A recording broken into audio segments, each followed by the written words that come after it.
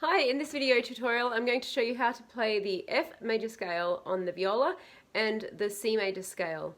For both of these scales we're going to use the same hand pattern, which looks like this, which I like to call a low position. So when we have our hand in this pattern here, I like to call this M for middle because the middle two fingers are together.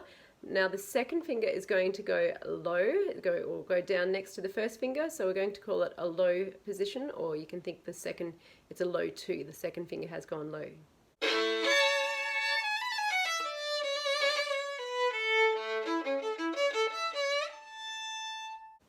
Welcome to Violin with Catherine. If you're new here, make sure you hit the subscribe button down below, and if you're a regular, welcome on back.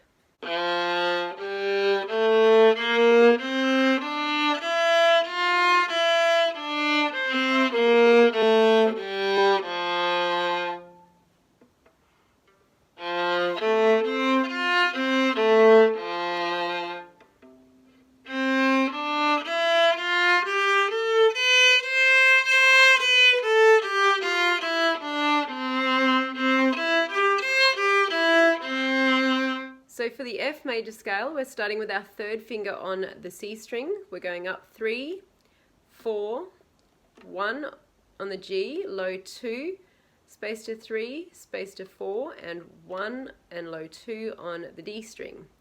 So of course you can use your open strings instead of your fourth fingers as you climb up, but like always I think it's a good idea to practice using your fourth finger and strengthen it up.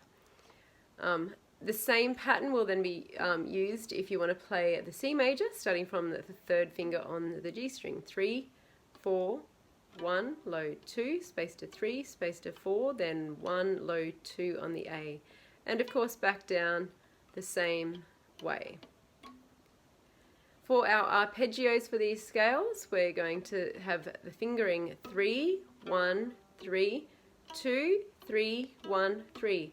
And I always like to use tunnels where possible, which means we can leave some fingers on a lower string as we go up to a higher string so that they are ready in place when we come back, and also sometimes it helps to find your positioning of other notes as you're going through. So if we're doing our C major, starting from our third finger on the G string for the arpeggio, 3, if we can try and leave that there as a tunnel. It's also a good way to help practice strengthen this nice positioning. There goes my bow. This nice positioning, and if you are bumping the next string, you can work on keeping this up and over, nicely rounded. Got my bow. So 3, if you can tunnel and leave your third finger on the G string while you put your first finger on the D string, then you can sneak your 3 over to the D string, and now again you can tunnel if you want to try, and pull your second finger back to your first finger for the low 2. On the A string, back down, the 3 should already be there if you're doing a tunnel. Now if you want to, you can sneak it over to the G string, but play your first finger on the D, the third finger on the G. This can be quite tricky, and you don't have to do that, that tunneling, but even if you take your fingers off, it's a good way to help just remind your hand to stay in position rather than coming back. Sometimes students' hands sort of throw away like this. So 3, lift the fingers off but keep them close. 3, keep them close. 3, 1, 3. Of course, we have the same pattern from the C string for our F major. 3, 1, 3, low 2, 3, 1, 3.